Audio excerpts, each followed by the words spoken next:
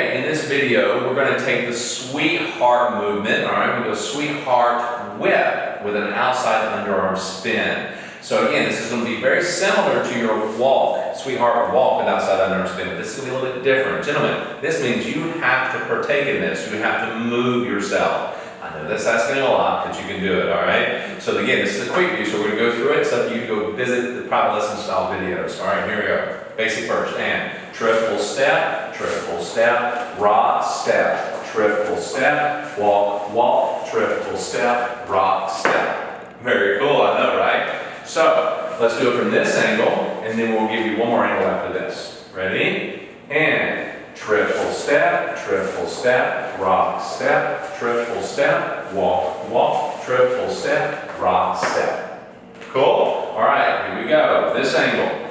All right, step toward the camera a little bit. Ready? And triple step, rock, step, triple step, walk, walk, triple step, rock, step.